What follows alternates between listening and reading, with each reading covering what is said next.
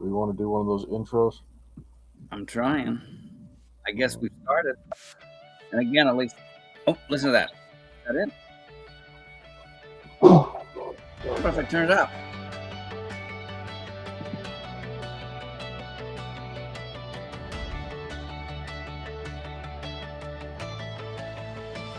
In a world of shadows, where the lines are blurred, we're standing on the truth of God's holy word. The battle is raging, the energy is high, in the fight between the light and the father of lies. From the armor of God to the sword in our hand, the Proverbs guys are taking a stand.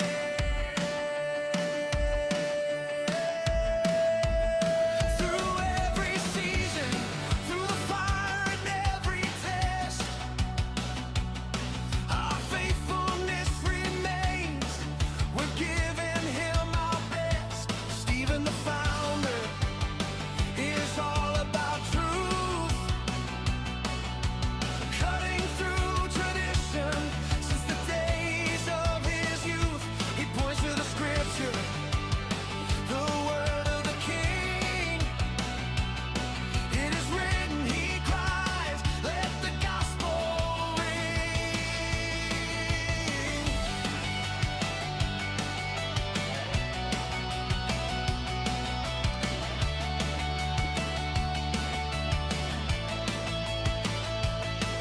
With Achilles watching the stars in the night, a strong Hello. This is Dean Pozzi and Gemma Pozzi. I am the Proverbs Guys President, and Gemma is the gatekeeper to keep me halfway sane. I'm in love with Jesus Christ, and since 1981, when God delivered me from the darkness into the light. And we're here to tell you that we love for you guys to listen to our shows on Proverbs Guys on Sundays. I do a designer talk showing the intelligent, designly creatures, plants, universe that is evidence, just evidence. It is evidence of a designer, or if it's evidence, I don't see how it can be of undesigned process, but the cause we see of the material universe is better with the designer. We are helpers at a ministry in Gemma's hometown of the Philippines. Beautiful place, beautiful people, and a lot of poor people though that we help out. Thank you everybody for watching Proverbs Guys Ministry. Dan Pozzi and First Lady Gemma out. Pozzi.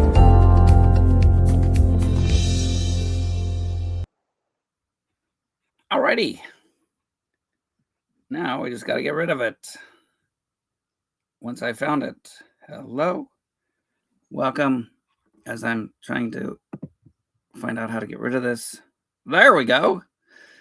And just happy and blessed to be here, especially with Richard, who could actually and has helped me out of some jams, because I think my tech guy would rather have me just go throw me into the deep end and see how it goes. How are you doing, Richard? I'm doing all right, man. It was a amazing blessing of a day. Part of a very new, very small church, and they're putting me to work, being their tech guy, which is, I don't know if he knows what kind of a crutch he's into, but it's been a lot of fun. He let me preach last week, and he's going to let me preach again in the future, I'm sure. And church is slowly growing. It's quite a good message today on discipleship. Oh, sweet. Yeah. And here at Proverbs Guys, we have different hosts with different denominational or independent or whatever beliefs, but we all stand on the foundation of Christ and Him crucified, agreeing on the major part. And the proof and the evidence that he was resurrected. So that is awesome, cool. And my worship today was also great, getting into Philippians and just on the first chapter still. So talking about, God being in control of bringing us to faith, and today was more of bringing us into a deeper point in our faith. So that was awesome. And then Richard, I got in here and you go, oh, what are we doing today? It's like, I have no clue. We're just going to praise the Lord. And I know you had, I think you had some stuff. You actually said you had done some preparing.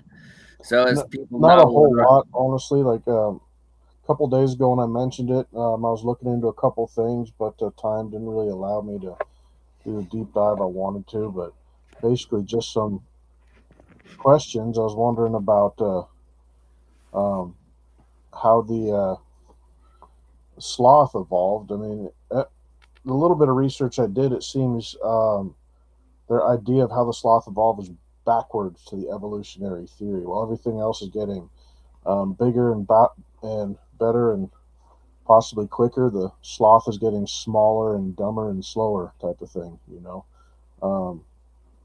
It's just things that doesn't make sense to me. And how if everything is from survival of the fittest point of view, why would you evolve to be so slow? You'd be eaten really quick in any sort of in like the first 5 minutes. It seems you wouldn't evolve and survive for 60 million years. Again, I didn't do too much of a deep dive on it. Those are just some questions that I was having. So,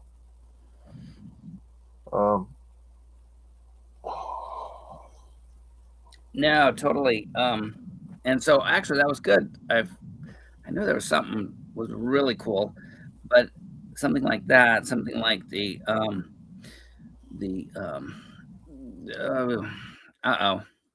of my favorite little creatures, that platypus, that it's like, nah, come on, guys. You trace it back and you can't go into different species. What's that? Is that uniformitarianism, or is that something else where they're saying that humans will never evolve into something non-human? Dogs will always be dogs. Genetically, do you remember what that's called? I think uniformitarianism is, I guess, basically assuming the world over the past several thousand years or millions of years was exactly the same and wasn't. Okay, correct, because I knew that didn't sound right, but there is one species. I'm not even going to say it because we'll have one of our friends correct me. But they say you can't evolve out of something. Humans will never become human plus, and it has to. But they're saying it has to be a anyway. They it's one of those things that's like, we can know you guys are just blowing smoke, and it's like it's like somebody trying to sell you a bridge over some swamp that goes nowhere in Florida, and you're going, yeah, that sounds like a great idea. Well, it looks like it's a hat day.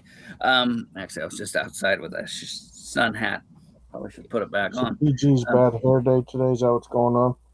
Yeah, it was probably all right until I, was outside, and if I get sunstroke, I'm out of it. So I had a hat on. But anyway, people know this. Under this is still that beautiful, handsome guy. Well, and, that's why we have that little button that turns off the camera. I know, but then, it's like, be proud of what God has made. And see, again, it's disorder. My hair should be more combed after it's longer amount of time. This beard should grow in to be more perfect, not lacking, not you're a scumbag because you don't even have to do anything. This I could have this for 2 months and it would still look like this. Anyway, so we're just here. What?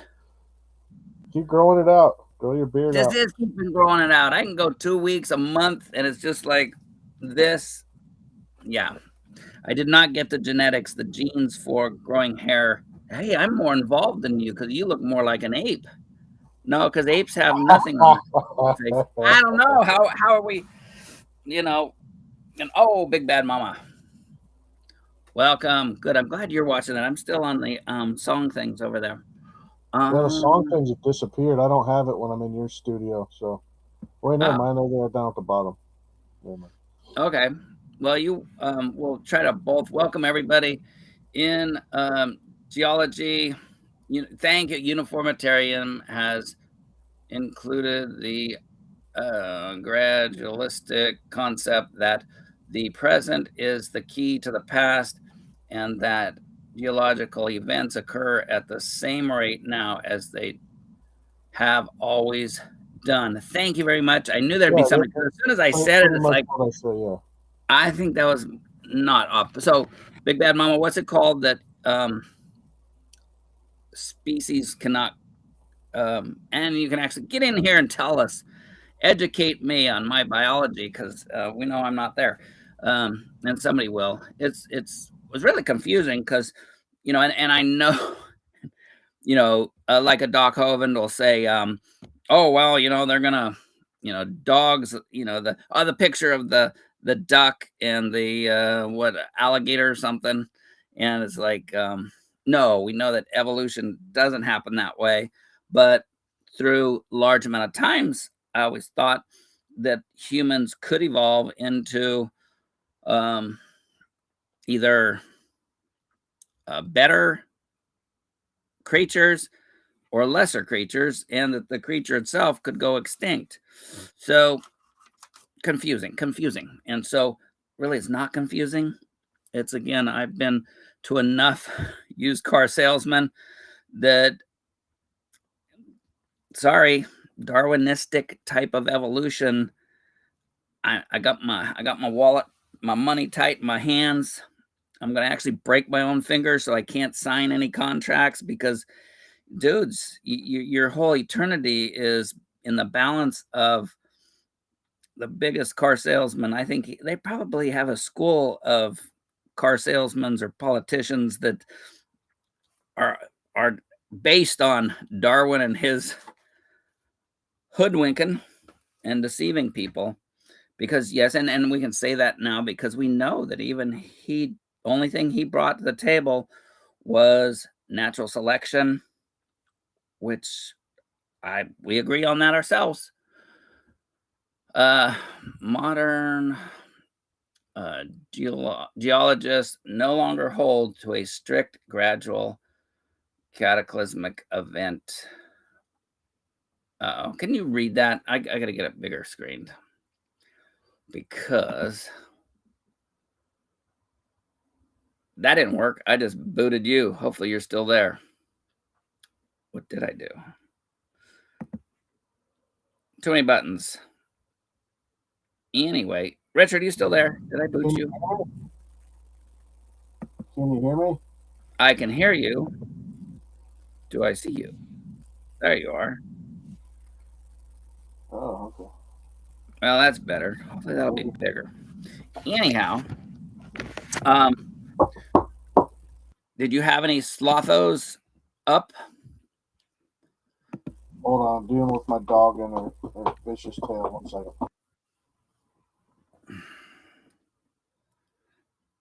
Yeah, Maxine's going through heat, so she's not her normal annoying self. I think she just went in and laid down. Okay, focus. Sloths. No, I don't have anything pulled up. I can try to look for a couple things if you'd like, real quick.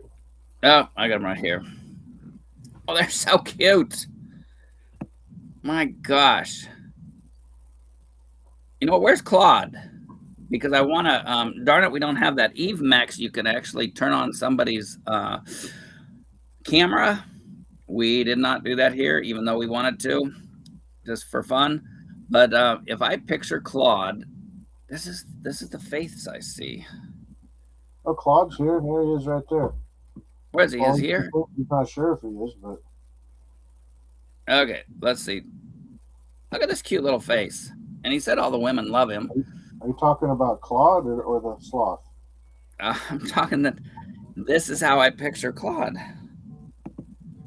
Uh-oh.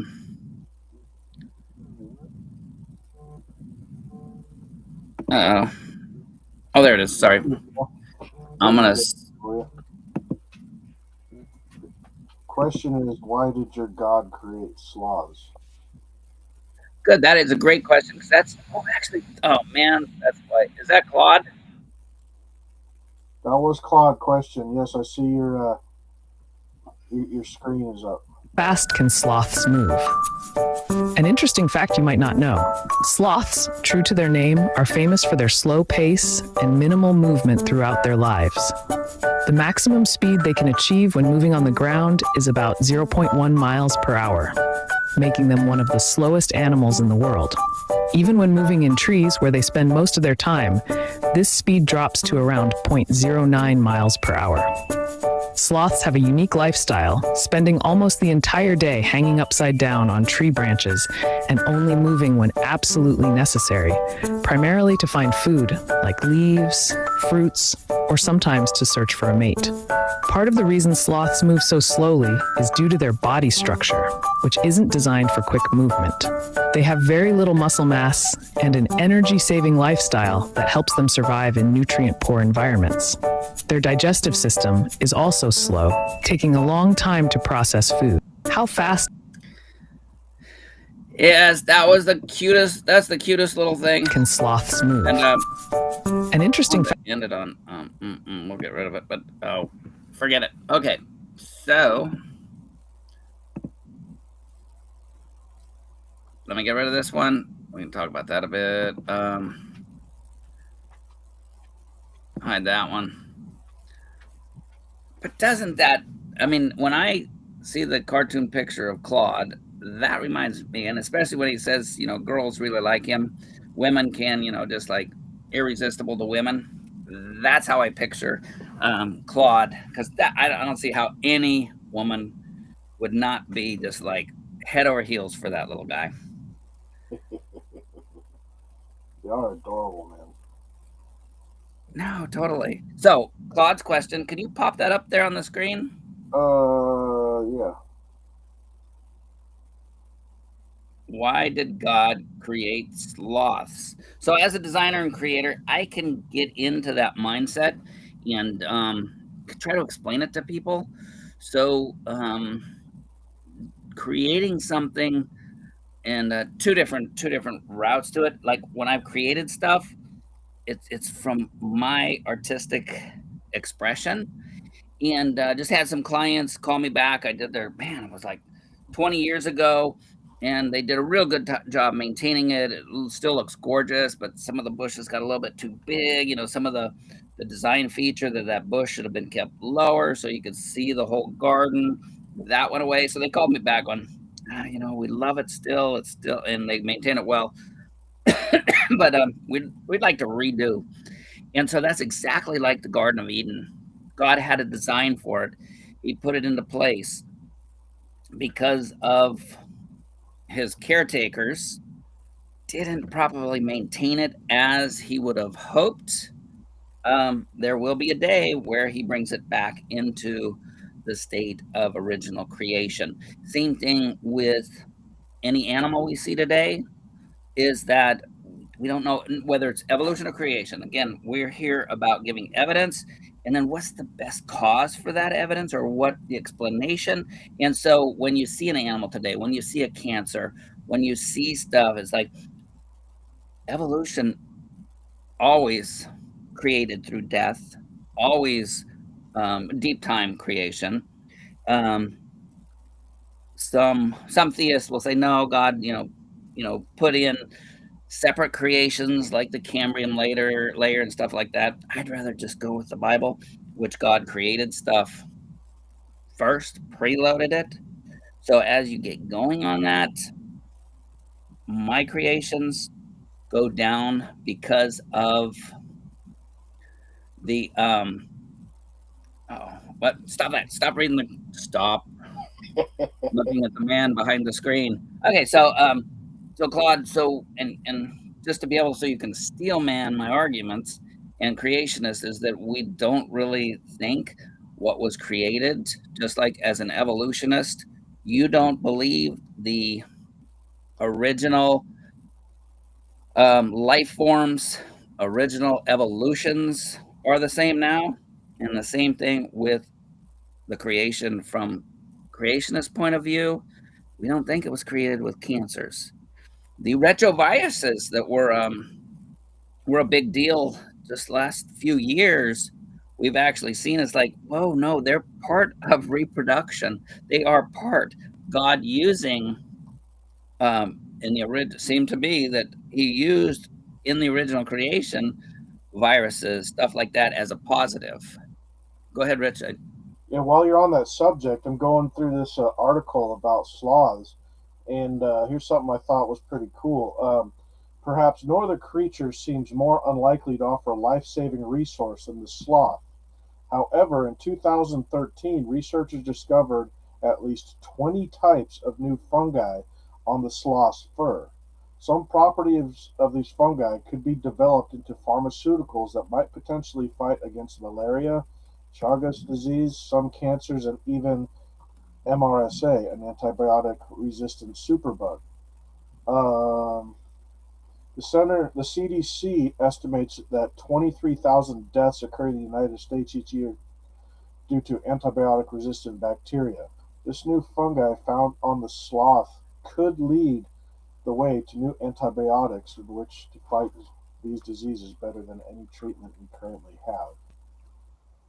What did that say? 20 new types of fungi just on the sloth's skin, on its fur? I, I think there's probably that many in between Claude's toes if he lives if he goes barefoot in Asia. I know. I think Let, I picked up a few. And let I me answer this question, Remy. He said, were sloths created fast? What did he say here? Were sloths created fast but slow down? Wait, hold on. That was the wrong one. This is the one I wanted to answer.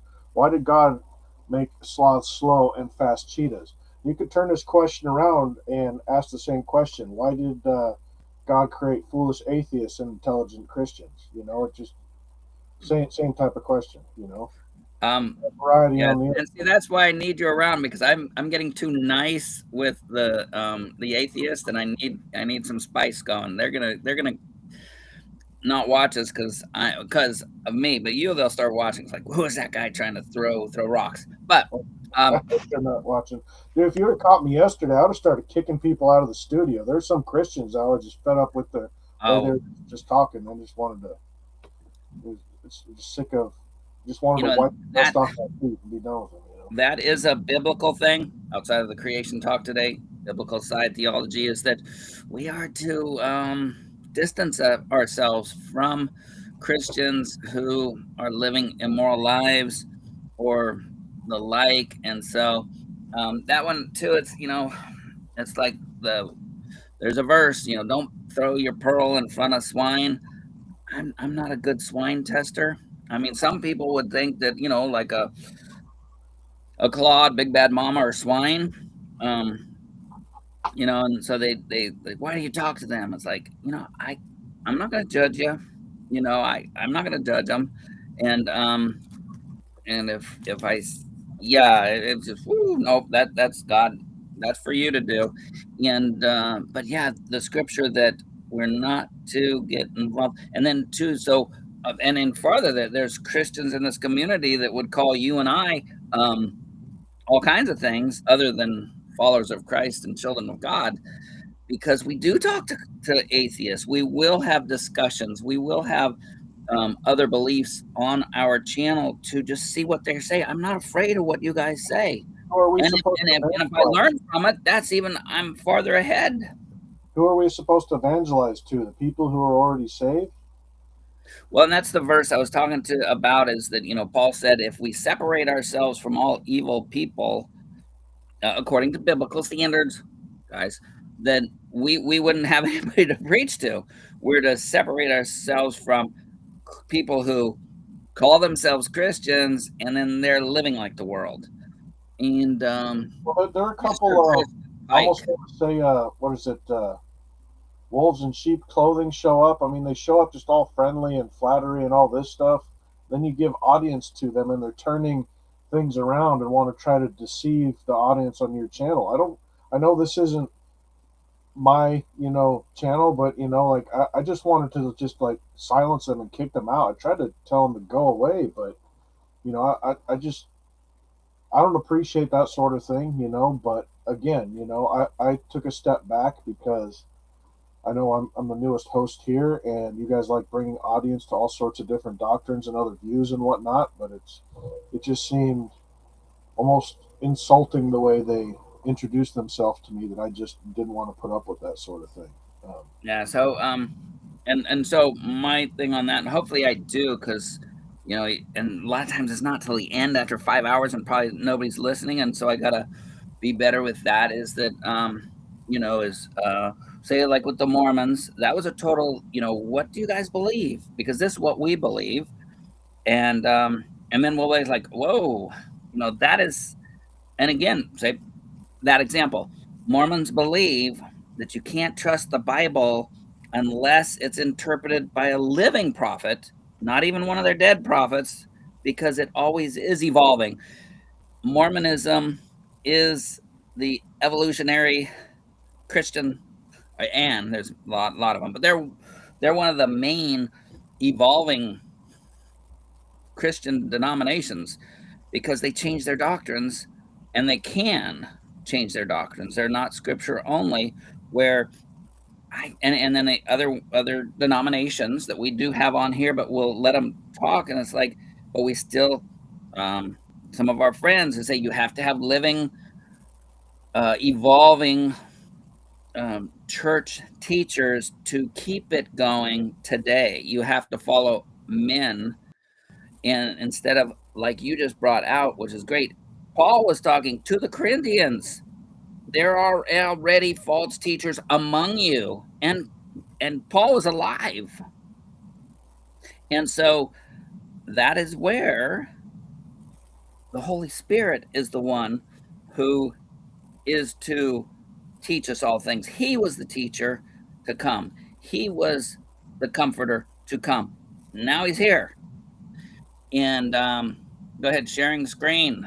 Each man is a god. So this is you were I saw this little mockery thing that Claude was doing, and you were talking about Mormons. So it seemed like a good moment to bring this up. So the Mormons do believe that they are going to eventually turn into gods, right? Well, this is text from the Satanic Bible, Book of Lucifer, chapter 1. Each man is a god if he chooses to recognize himself as one. And I just want to throw that out there, that the Mormon religion, I guess, has a lot of similarities with what Satan has tried to deceive humans from the very, very beginning in the Garden of Eden. So, honestly, can you say that the Mormon religion is satanic? I don't know. And with Claude as a mockery, claiming himself to be a lord, there you go. But just throwing that out there. No, exactly. And that's why, again, and sorry if here I said, get on here, people, and I didn't have a link out there. Luckily, Claude and Bad Mama will, and even I'll put a link out there now. Here. Christian. Oh, you got one. I gotta learn how to link that up there, because you're supposed to be able to paste it, and I should be able to do that now. One baby step at a time. And so there we go. We got it twice. So, and that is a great point, and that's why, say with my friend Claude, one reason I can say stuff to him that I can't say to some of our younger, sensitive people. I expect if I say, Claude, you're an idiot, that he's going to say back, like, and he won't say retard, because he doesn't say that to people. He'll just think that I got him to admit that. He goes, I would never call you a retard, because he's being sensitive. But I got him to go, well, but you do think it. And he couldn't say no. But that's our, it's a language. Right now I'm assaulted if somebody calls me developmentally handicapped, just call me what it is. It's a retardation. Don't try to make a fan. Don't put frosting on a piece of pope. Pope? That was a slip on a piece of poop. Sorry, Catholic friends. That's basically defined as the same thing, right? I know what you're getting. No. I did not. They know. Hopefully, people that don't know me, Claude, that'll probably be on one of Claude's shorts. If it is, Claude, send me the link, because that I even found funny. But again, it rhymes like the comment before it. Oh, so see, and that's the thing. Claude was just rhyming. Did you see that one? That's the one he was referring to. Correct. And so that's where Claude, because Claude pretty well knows he's not anything close to God. And so that's where I'm not offended by it. There's other people, and somebody that I don't even talk to or go to his show anymore, because he's got his own show now, is that he actually portrays the thing that he is evolved higher than everybody else, and he knows everything. And that's what Satan told people. And that's where we're here, is, to kind of be a watchman, watch out, warning, because, Satan was the first one. It's like, I will be like God. And now you have the Mormon religion who says, we will be like God. No. It's like watching people trying to even halfway think of what I'm doing in a design. I've told people before, I've had people, and I talked to a guy yesterday, he's very artistic, but he can't have people watching him. He just like goes, and that it is a hard thing that I had to have under pressure, that I'm doing something and I've got people watching me. They have no clue where my design's going. One time at a show, First Place Garden, those of you from the South, it was a Cajun a theme about swamps and somewhere, and it's like, man, how are you going to have any landscape or flowers in a Cajun atmosphere of a swamp? So I brought in a load of garbage, and nothing stinky, just garbage, piled it up, and then built up on top of it pallets. Like, oh, that's why they had planting area, because that was their dump. And so people that had no clue what I was doing, all they knew is when I got a first place, after they saw it, it's like, oh, that's what he's doing. Getting back on the subject of God's design, and were these creatures designed that way? Did God design cancer, or was it a mistake? And Claude, and that's why I like him here, he mentioned the thing of the cheetah. And according to science that I have heard, is that the cheetah is most likely going to be the next cat to go extinct, because with its mutations, that we believe in mutations, we believe in natural selection, they are not breeding well. They have that fast, they got all that stuff going, but it's taken away from other areas. And one of them is breeding, so that they're going to kind of breed themselves out of existence because of the genetics. That wasn't, so I would say the cheetah is at the end of evolutionary change over time in the same species. Yes, we believe in that. You can tell I'm much more handsome than the other gray guy, because I have, I've evolved higher because I don't have as much whiskers. It's the glasses. Oh, yes. No, Claude. You can fast for a while. I know Claude is going out to some hot whatever. We went to a place today. Claude, before you go, do they have pho soup there in Singapore? Now you just look like you're, motorcycle dude, and they are totally not evolved very far. They're still closer to the apes.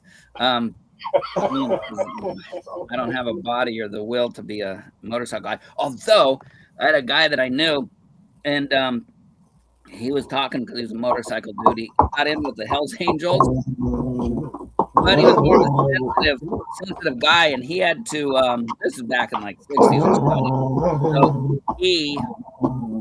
So got away from the Hells Angels when he saw they had actually injected a guy that crossed them battery acid. I don't know about you, but I know that even an air bubble in a hypo is going to kill you, and they put in battery acid into his veins. So the guy I knew is like, whoa, and you can tell he's a sensitive guy, but macho but sensitive. He goes, no, I'm not going there. And I say, anyway, a dumb trail to say that motorcycle guys are still closer to apes. Anyhow, I've got another answer for this question here.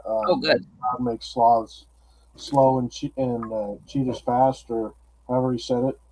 I think it's to show that evolution isn't possible, is why he made it that way. Besides just showing it for his glory, to show that the evolution theory just doesn't work. Because evolutionary worldview favors the fastest and strongest, expecting the slowest and weakest to go extinct. In God's plan, however, every creature is purposefully designed to serve a purpose. So true, because there are panthers, leopards, there are big cats in sloth world. So they'll go, oh, well, the sloth, it just evolved into the niche that made it better. It's like, were the cats tired of eating them? It's like, no, not sloth again. Let's have a little bigger challenge. Let's go after an alligator instead. So enjoy, Claude. Thanks for stopping by. And enjoy some faux soup. I almost had it today, but the lady goes, nobody comes and buys it when I make it, so she didn't make it. And so we had this really cool. It's a sandwich with grilled chicken, Asian kind of bread, she said, seemed like bread to me. And then it had these pickled, and I don't even know what the one was, like sliced, grated carrots, the long stringy carrots, and some other vegetable. I was like, oh my gosh, it just gave your mouth a crazy jolt of pickly flavored. And anyhow, so that was totally right on, Richard, that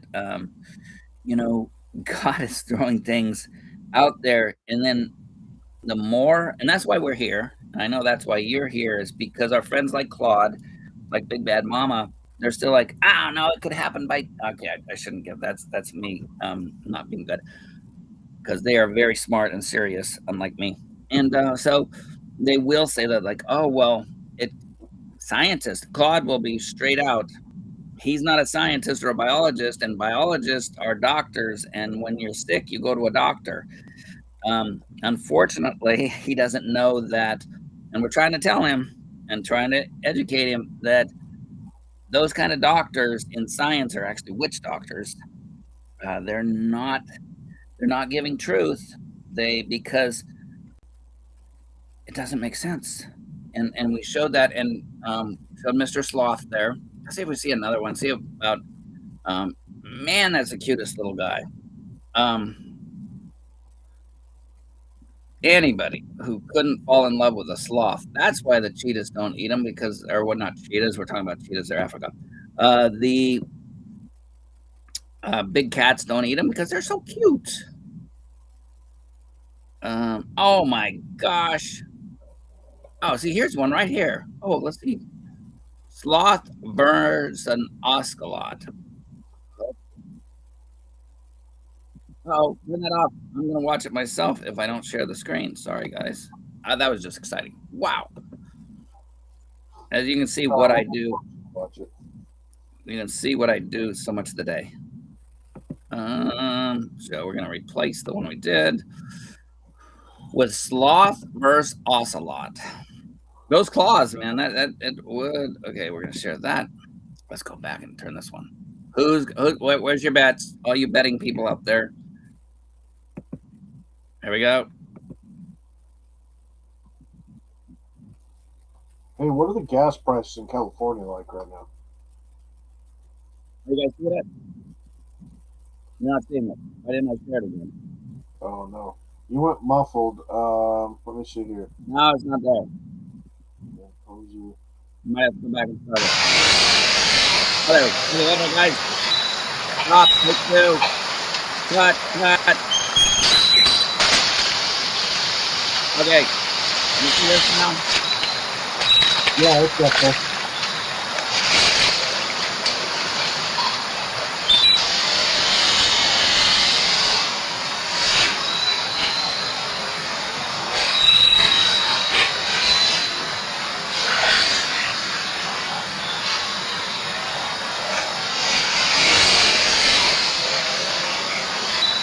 A slow left hook.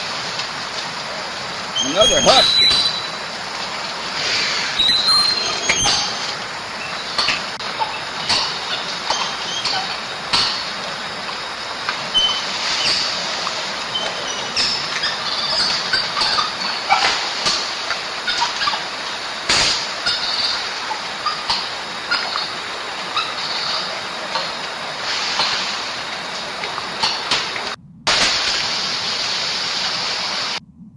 Okay, now we know why they've survived is because the cats in that area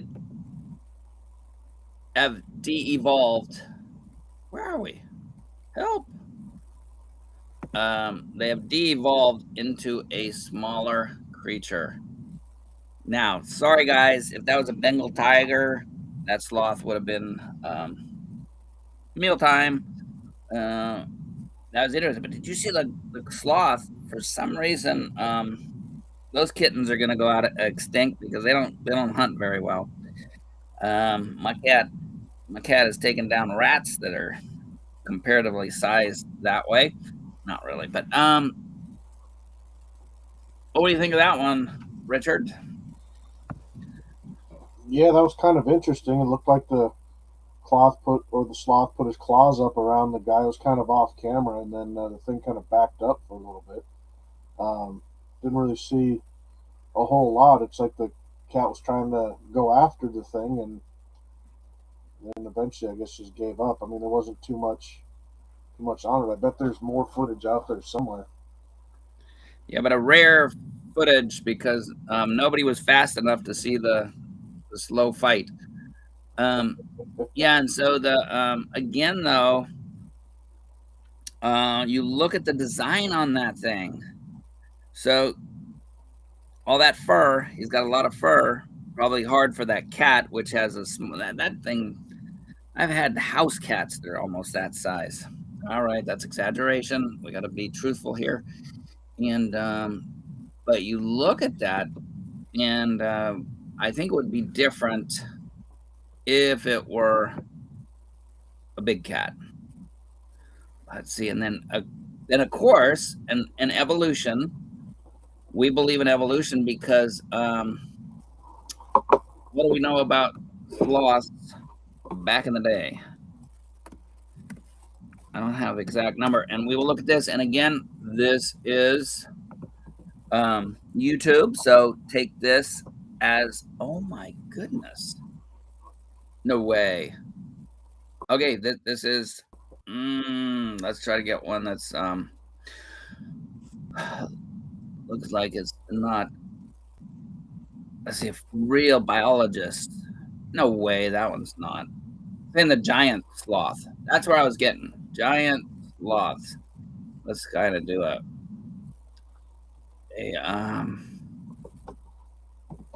what we would think would be a legit biology site. I'm not saying it. I'm trying to say like a Nature or BBC. Oh, let me put well, I don't know. BBC might shut us down. I think I did on another video. It would be another like maybe Nature. Again, I don't want to. That looks like Christian Pike. We'll do this one.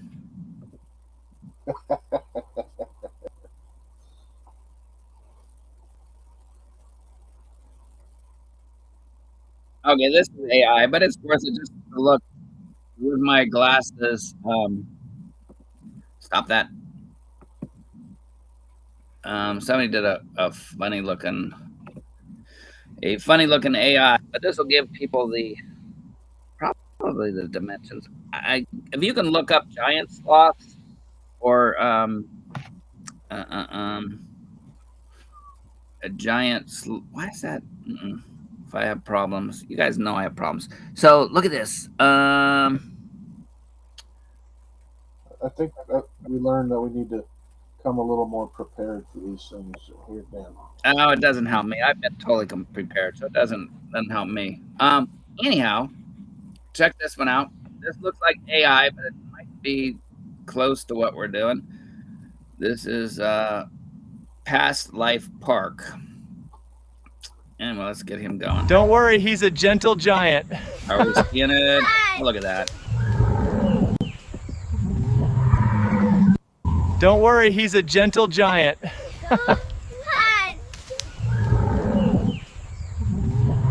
But they say, don't worry, he's like a gentle giant.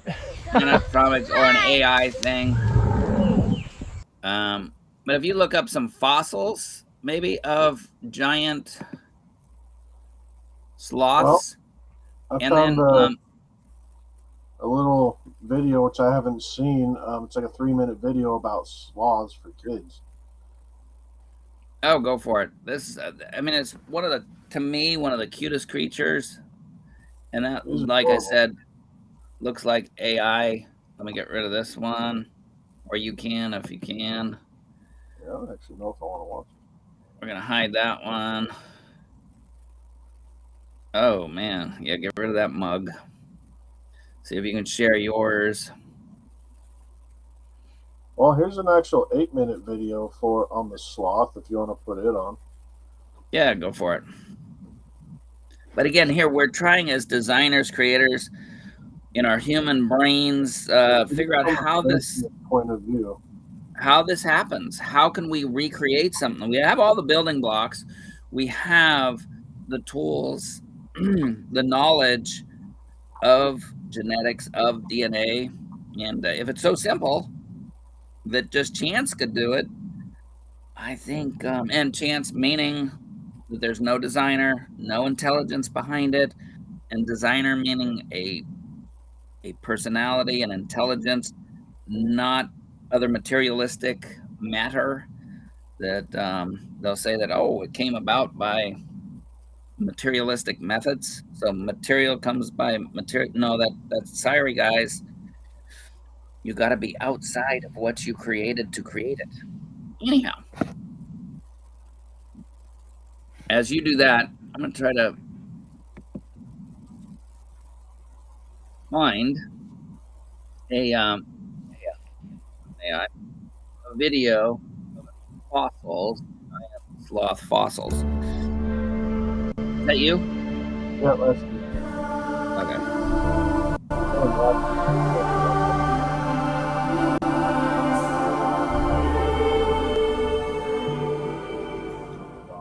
God's awesome creation. Let us consider the unusual sloth. We share the planet Earth with some truly incredible animals created as we were by God, our Heavenly Father, the God of the Bible. Each creature is quite fascinating in its own right. One of the more unusual yet favorites of mine is the sloth. Now, there are two kinds of sloths alive today. They are the two-toed and three-toed variety. They hail from Central and South America. However, later I will tell you of a most enigmatic encounter with one which I had up in Greenbush, Michigan. And no, I'm not kidding. There was also at one time the giant ground sloth, which is now extinct. It probably went extinct about the same era as the woolly mammoth. The sloths have a couple outstanding characteristics. One, their faces are very cute. And two, they are slow. How slow, you ask? So slow they make turtles seem to move with jet speed. And unless Richard, the sloth gets disrupted by something, they spend about 3/4 of their day sleeping. They sleep longer than Charlie my cat. They have a curious manner of taking their daily siesta. They sleep by hanging from a tree branch upside down, holding on with their very strong claws. They look like the original Edward Scissorhand. The remainder of the day is consumed by consuming leaves and buds on trees. Here is a very curious fact. God gave them an unusual means of camouflage. The sloth has algae, tiny microscopic plants that grow in their long hair. Usually, algae is found growing in water. Where the sloths live, in the tropics, there's a very rainy season. It's at that time the green algae grows, turning their fur, you guessed it, green. You see, it is almost impossible to detect them in the dense green vegetation of the tropical forest. Can you pause that a second? They still have to worry, though, about one very observant predator, the harpy eagle. Oh my gosh. So, algae camouflage, symbiotic relationships. Anybody hear something like that before? It is, again, that's just evidence. Algae growing on that creature just happened because he had nice fur, the nice habitat for algae. You said how many funguses? Yeah, in 2013 they discovered 20 new ones they've never discovered before. And so again, we believe in change over time, but what is changing is, if you believe, then you trace that back to pond scum or Luca, the Let's just doing a big full circle. The pond scum is now growing on the evolved species, right? And maybe the sloth will turn in like those I've done those before. Those zombie creating fungus and stuff that the spore will hit the ant or some kind of bug or beetle, and it'll take over its brain. The fungus will actually take over the brain. The ant will like crawl up whatever creature, hold on to a limb, and then the fungus grows out of it, and it reproduces inside of a host. Craziness. So maybe one of these, maybe they've already started turning into fungus or some kind of algae creature. That's why they're so slow. The algae creature didn't make them fast.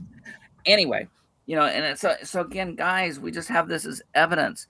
You're saying, as somebody who doesn't believe in an intelligent designer, that this creature, the symbiotic relation with the moss or fungus, was by chance. I mean, unguided mutations, unguided without intelligence changes.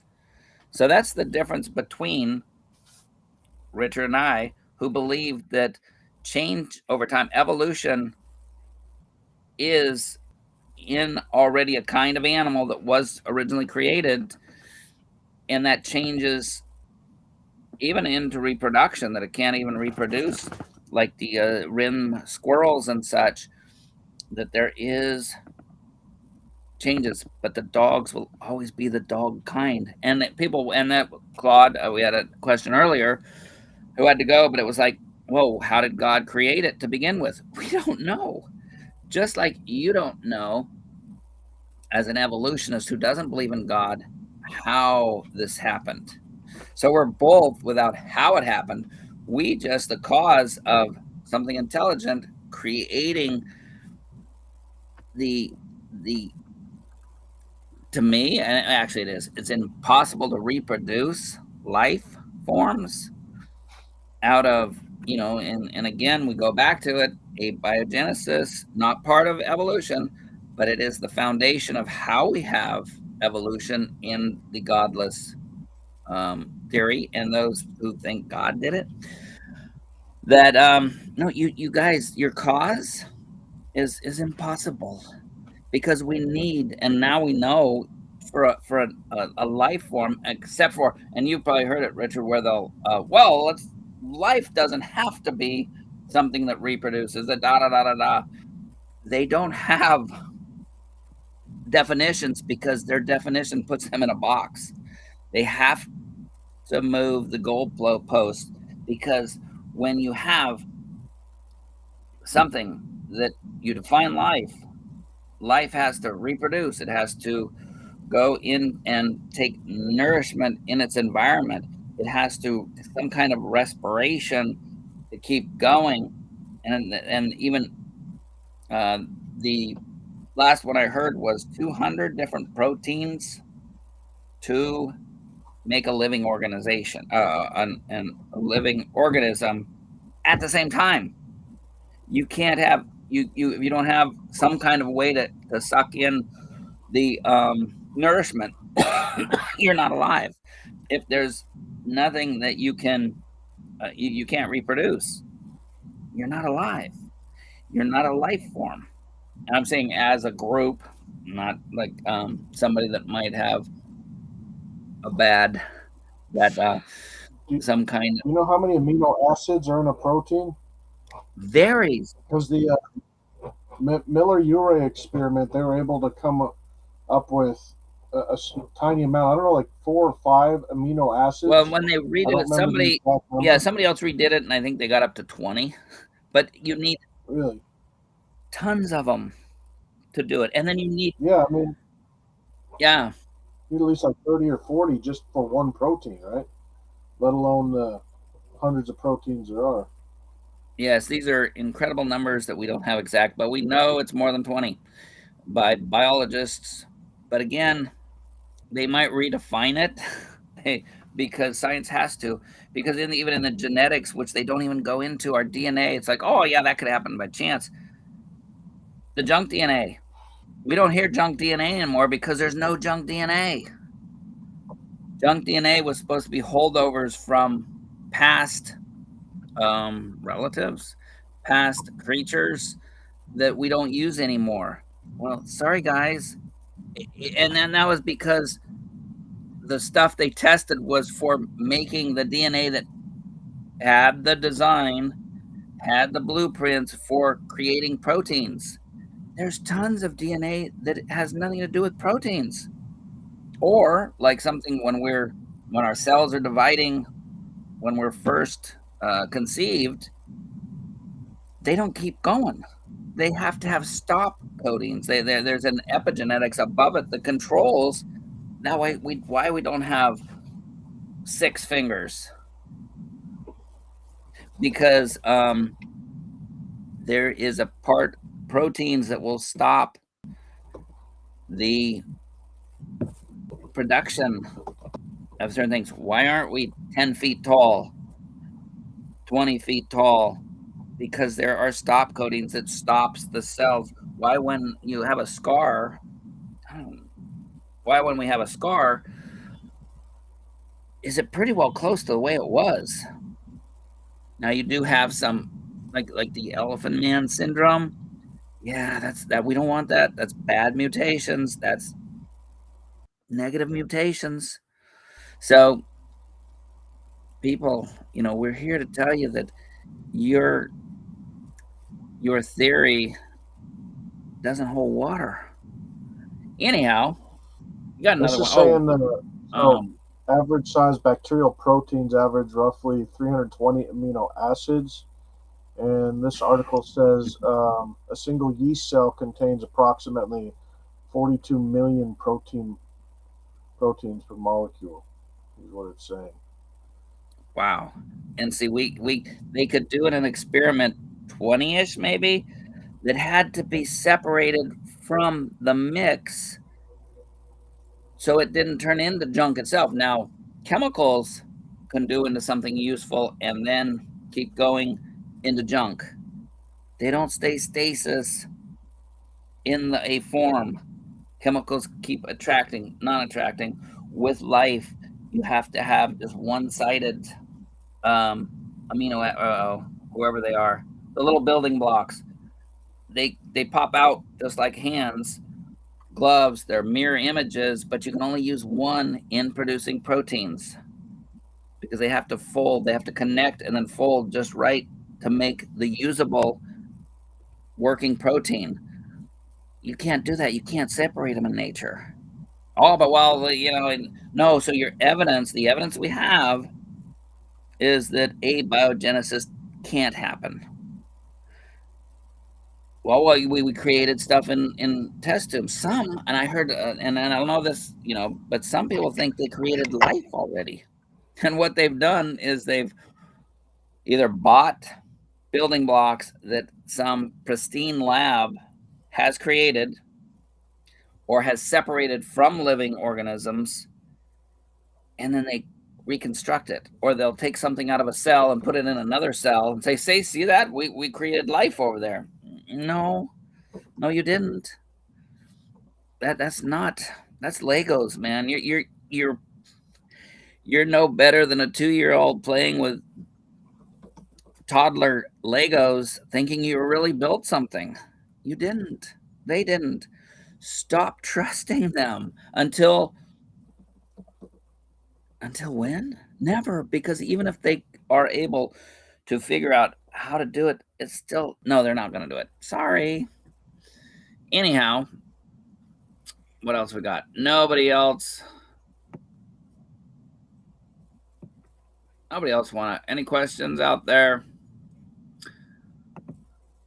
Uh-oh, that's not the right one. There's 4 people. Oh, that's 4 windows. It's fun to see how this new system we have, where I wasn't ready with the old system. I'm starting to like Restream. Yeah. Now we've had some people with trouble. Big Bad Mama had to run away. Too scared to come on in and talk to us. Yeah, Claude is gone also. Yeah, Claude probably had some hot date. Some sloth that was going to cook him some faux soup. So anyway, and I can say that behind Claude's back because I'll say it right to him. And again, I just, that's why I like Claude around. We can be, those old crotchety guys that can sit there and neither of us are offended from calling each other names. It's kind of refreshing. Our poor society now, it's like you can't do nothing. I mean, how many times I was called a wop or a dago, and it's like, yeah, I'll take that one and volley it back. You, you never be accused of using the N-word because we didn't have in our town. We didn't have very many. But Asian slang, I used Asian slang because I'd had Asians that would call me stuff. Other Europeans, that was the main ones. Some German guy, and I'd call him a kraut, and he'd call me a wop or anyway. Fun days. You guys, you younger people, you just really, really losing out. That was our best friends. And now if it is used politically, which is like, oh man, Satan knows how to, lead people astray. Unlike the sheep that we can listen to God's voice sometimes. Anyway, what else you got? That's a serious look. Well, I'm doing a little research from the creationist point of view of the Miller-Urey experiment. And a couple sentences I'm coming across. So one point they make is they had the wrong atmosphere. Miller assumed a hydrogen-rich reducing atmosphere, while modern atmospheric science suggests early Earth had oxygen, nitrogen, and carbon dioxide, oxidizing, which prevents amino acid formation. So even in a lab, they were not able to get amino acids to grow, from their own theories, their own ideas of what the early atmosphere was like. Contamination of recommend mixture. I don't even know what that means. The experiment produces small amounts of 2 of the 20 amino acids required for life, glycine and alanine. Furthermore, it produces an equal mixture of left and right-handed amino acids, which is detrimental to life, as biological systems use only left-handed ones. Chemical contradictions. The experiment required an intelligent setup, a trap, to immediately remove products, preventing them from being destroyed by the Earth's electrical spark. Intervention possible in a natural earlier scenario. Exactly. It's like, with people who, I like to toy with stuff, but, the Indian heads, there's a lot of arrowheads that were not that, oh, look, I found an arrowhead. It's like, well, that wasn't one that they actually used, or it broke, because if you imagine breaking a piece of obsidian, and you get to a point and man, that's going to be perfect. And then there's either a flaw in it or something, and then it breaks in half, or you hit it one too many times. That's the problem with chemistry in abiogenesis. The chemicals do that without a mechanical hammer, an intelligence behind it. They just do what, at least mechanical intelligence behind it. I still think that's too complex for it just to happen by chance, meaning that it happened without an intelligence behind it. So you got to imagine that these chemicals hook together, and then unless, like Miller-Urey's experiment, they had to mechanically separate those and separate them from the creating juices. So even if they had the right atmosphere, there was nothing to keep those from turning into junk. So Miller-Urey, which is the dirty little secret, is they picked them out when they were what they wanted to see created. But if they didn't intelligently design that experiment, they would have gone back to junk, back to some amino acids, back to junk, and all this mixture. It doesn't stay in a form. It'd be like you or I when we're like cooking, and it might not be good cooking, but if we're cooking and you just leave the stew stirring, boiling, it's going to turn to mush. And if you want an al dente, big word for the stuff's not all the way cooked, al dente, you want your ingredients to still a little texture to them. What happens if you cook them too long? It turns to mush. And anyhow, that's exactly chemistry. Well, let's bring up one thing no one was talking about in the Miller-Urey experiment. They brought already existing chemicals that already existed in the universe into a controlled basis. They didn't create the chemistry needed. They didn't create all the atoms. They didn't create all the molecules that were needed in their experiment. They got it from already existing data. According to the evolution theory, they needed to start from scratch, from absolutely nothing, and put it into existence. I mean, I think if evolutionists want to disprove God, they need to figure out how to add and take away from the universe. You cannot create or destroy energy at all. You cannot make brand new energy from scratch. You cannot take energy away from the universe. It's in existence. It will only be transferred from one state to another. Yeah, even my dog agrees. Do you hear that? Maxine, you hear the doggy? Oh, that perked her up. Where's the doggy? Who's that? Who's that? Where's the doggy? Where's the doggy? Yeah, I'm not messing around. No, I'm not two-timing you. She's got beautiful eyes, man. She really does. She's so funny because you come in the door and she's just nothing but sniffing. Because like, Dad, you've been messing around? Have you been messing around with another doggy? Yes, there's such. And again, look at this. Look at this. Chin like that. Guys, this is evidence for design, and I don't want you to get to eternity and judgment, and God all has to do is show you a picture of a dog. Oh, God, why didn't you show me you existed? Idiot, I showed you. I showed you the little puppy dogs. The crazy little intelligence. Huh. The little lovers. Yes. And she's the most snuggly dog, sometimes annoying, because, she just, guys, and that's where it really, it's almost upsetting sometimes. And that's like, no, that's the devil trying to come in. Your kids are nothing to you. Oh, well, the chemicals in my brain says I should. No, they're eternal nothings then. If I go out and if there is no God, I step on some kid's head. What's the difference with stepping on a kid's head or killing a little virus. What's the difference without a creator, without a God? Nothing. Oh, well, you're no, guys, there's nothing wrong. Richard, if there's no God and I can get away, and people do it, I'm too like, oh, that's too much energy. Take you out and take whatever you got. What's wrong with that if there's no God?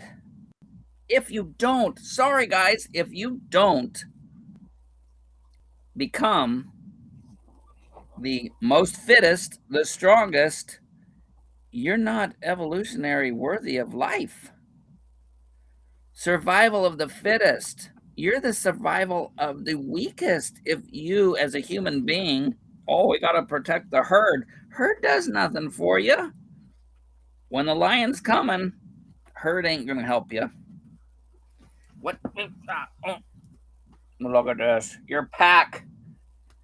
If we get locked in a room and I croak on the floor or something, she's going to eat me. Your dog will eat you. And it's been shown, pets, Fidos, little darlings. They don't have cats. Or cats, man. I'm sure But going back to your point, like if evolution is true, who decides right from wrong? If we're survival of the fittest, why is there a moral standard? I mean, if evolution is true, why is murder illegal? Why is thievery illegal? I mean, if that's the basis for our entire existence, why do they take the main things that allow us to stay alive and just say we can't do it? Well, and that's where, sorry guys, there's evil. And I actually, okay, and I'll put this out there to other folks, is that I got on with some atheist show, and it's like, okay, guys, let's just, okay, because they're like, oh yes, it's culture, it's this, like, and I even gave the thing because sometimes it might be necessary to take the life of little kids. I mean, if they're whatever, I mean, I'm not saying it is, but it's like, okay, you go into a nursery in the hospital, totally healthy kids, great parents, whatever. Is it evil to kill those babies? And they had to answer no. There's nothing wrong. There's nothing. No, there's something wrong because that's your future, whatever it is. But there's nothing immoral in just universal immoral about anything. Hitler, and that was actually an honest debate. I think it was I want to say names because it was debaters. One was atheist, one was Christian, and the guy finally said, and the guy was honest though. It's like, yes, it's just in my mind. There's a morality. Hitler, that was just in his mind. So I can't say that what Hitler did was evil universally.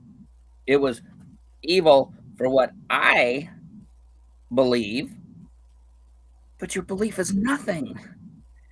Your belief is no better than the lion eating the zebra. They're nothing.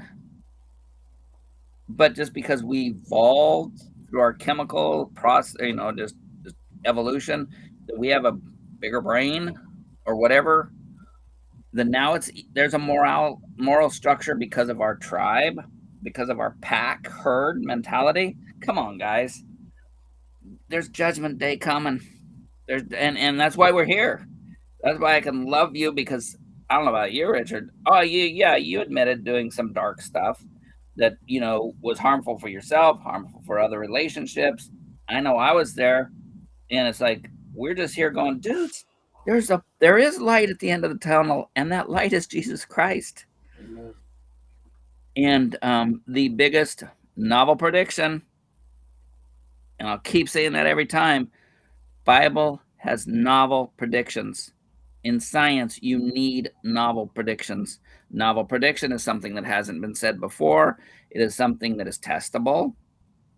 And so, two of them. One of them is that if you call on the name of the Lord, he will save you from your darkness. Darkness meaning that it's just evil inside you, doing things against your own conscience or society's conscience, morals, and so it says that the Holy Spirit will dwell inside you and lead you to things, and nobody, I've been called Pollyanna before because to me, even before, it was like, I don't want to cause trouble.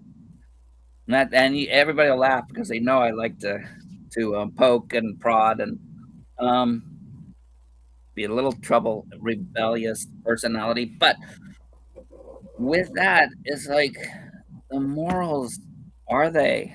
That's the evidence. Evidence in biology. Humans have morals. Cause, chemistry, or an intelligent designer. And that is evidence, guys, because they always tell you, you've probably heard that, Richard. There is no evidence for a creator, for an intelligent designer, for a God. That is evidence. You can reject it. Just like it is true, and definitionally, the fossil record is evidence. Okay. Let's look at that evidence, though. Does that point back to the fact that if we go back millions of years, my ancestors going to be pond scum that happened by chance through chemical abiogenesis? Oh, farther back.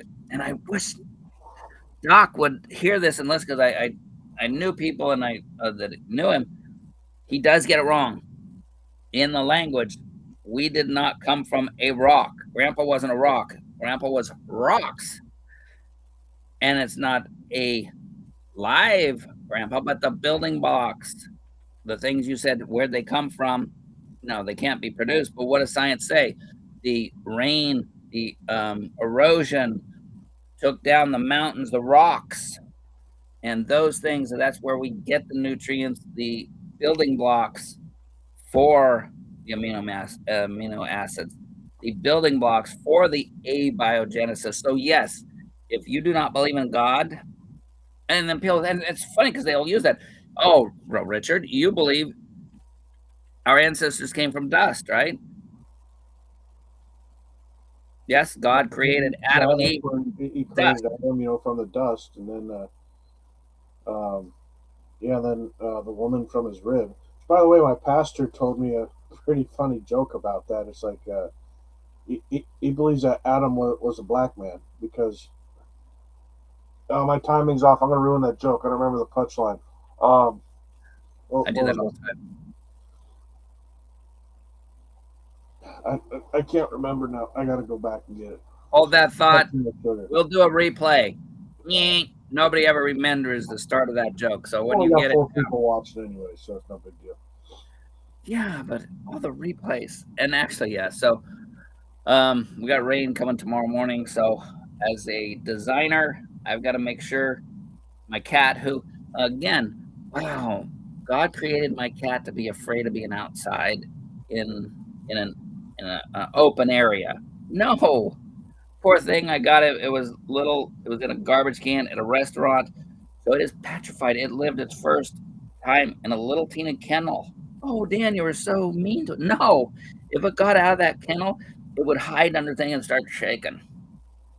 Now we got it into a pen that's 2 foot by 2 foot by about 5 foot tall, and I open the door. She just stays there. She just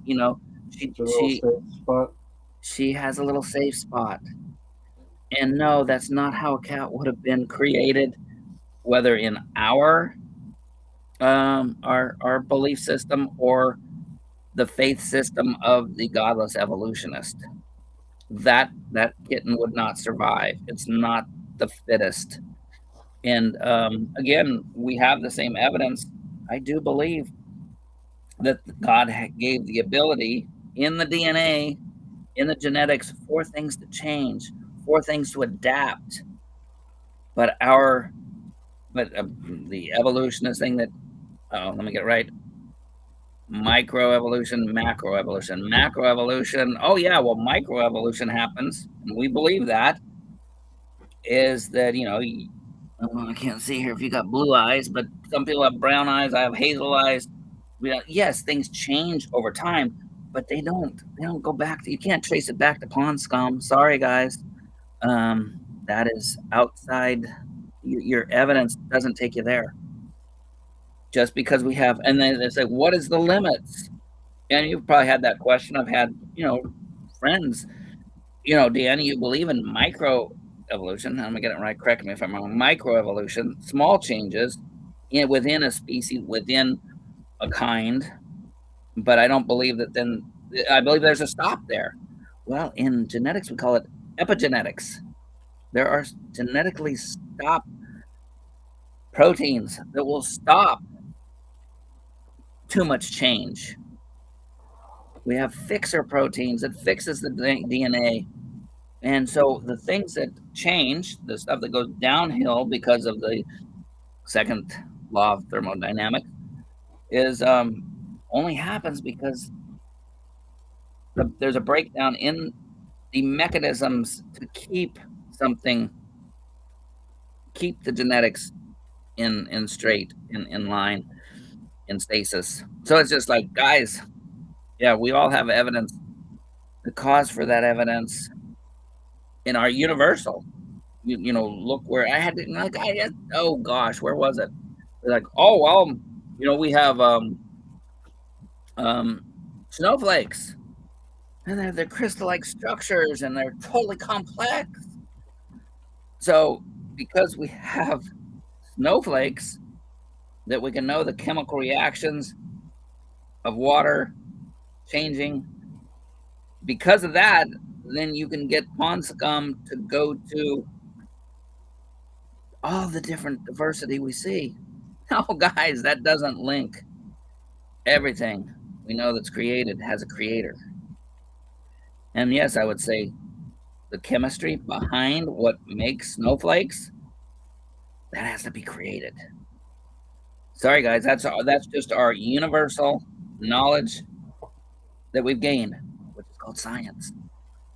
So anyway, that's why I hope you're having as much fun as I do. I really appreciate. We have Diamond Dave. Oh, Diamond Dave. It's probably morning. No, he says he stays up late. Morning he's all. from Mongolia also.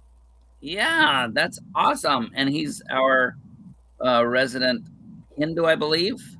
I believe he said he's a Hindu in Hindu beliefs, which again, I love comparison religions. I love comparison belief systems.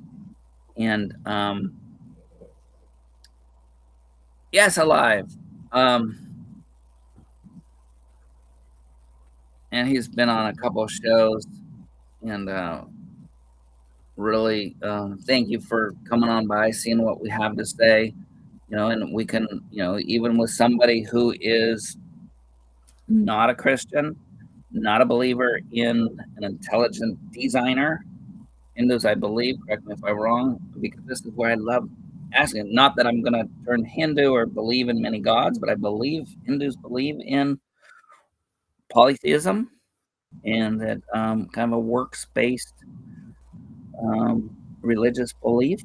That's why, and so Richard, I have other people on here just to expand my knowledge, like Paul, so he could say, you have that statue of the unknown God, or the worshippers of Diana know this.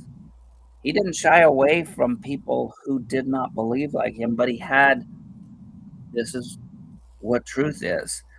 You can disagreement, and I hope we can agree to disagree agreeably. I don't see how a multitude of gods, including ancient worship, and correct me, Dave, if I'm wrong, there are there's a lot of different religions out there, like they said, 30,000 or whatever through time. And we could never all be 100% knowledgeable on all of them. Oh, good. So you got the link out there if you got time today. Again, you see, I was about ready. Whoa, I got to get the cat covered. Oh, that's where my cat story. So she's outside. I have plastic over in the rain. Right now I just have blankets and stuff over top of her so she can have that that security, so she's not out there. When I first brought her here where we're living now, the crate had a little glitch in it. She got out. Maxine, because they're best buddies, she started playing. The cat ran, jumped onto a constructing greenhouse, and just froze. I mean, if there was a big red-tailed hawk around, it would have had toasty lunch. My son calls the kitty cat Toasty, and so and I was luckily, I was able to climb up on a ladder and grab her.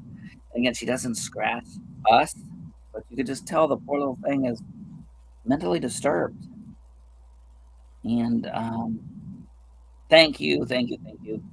Some are monotheistic. Oh, so again, why is this stuff in my way? My screen. Have you ever thought about this? I don't know, it just kind of popped in my head when you were thinking about cats and dogs, when it comes to hunger, you're talking, so back when the very first, life form started on this planet from an evolutionary point of view, how did it realize that it needed to eat something? Where did hunger evolve? I mean, how long did it stay alive before it realized I probably need to eat something before so I can stay alive and die? I mean, where did its desire for nutrition come from? How did it understand it needed to metabolize to stay alive? And that's why I love pointing out, especially evolutionists and the godless evolutionists who, unlike Dave, who believes in something supernatural. There's the doggy. You see the doggy? You protect me from that evil doggy. You protect me, Maxine. But is that, again, yes, when the first creatures, life, according to evolution, when they first happened, you had to have a complex structure. And they try to dumb it down. And I was like, well, let's redefine life as something less than it is in the material world. But again, how did something spontaneous? Because you had to have a casing. And even if you say that's clay, it's like, oh, come on, guys, come on. Clay's not going to work. And I know, what was that Star Trek episode? It was way back in the day. Captain Pike, who had a thing, and so his head was there, but he was on some kind of robotic, like little box that, well, it's like, no, you couldn't live in that little box. And that is called science fiction, because, no, the system we have, no, sorry, guys, it ain't gonna work, no way it could work. The iron lungs is something, we'll get to that point, but the guys, you're gonna have to go a lot deeper, a lot better than that in your creation. And there's thirst. How did we know we needed to drink water? How did our brain evolve to the point where, okay, we can think, we can control our limbs, we can control a good majority of our body? Where'd I go? I don't know. I'm playing around, but I'm trying to get back to the chat. But, there we go. I'm not getting the chat right now. Yet somehow our brain is also in control of our heart and our other organs, and we have no conscious control over it. How did it evolve to that point? Did it at one point say, okay, we'll allow them to control their heart and their organs, and if he decides not to let his heart start beating, that he doesn't survive? There's obvious design in it, and just to think it randomly mutated by itself. By the way, there's never been an observed beneficial mutation. To assume that we came from pond scum to this, I have got to correct you. As president of Proverbs Guys, I've been told that HIV, and sickle cell anemia are positive mutations. So I just got to correct the record. That was HIV a positive mutation? Well, because HIV, if you have HIV, you're less likely to have West Nile virus. That's there, and it's like, dude, you have to have had trillions of positive mutations to get from pond scum to us.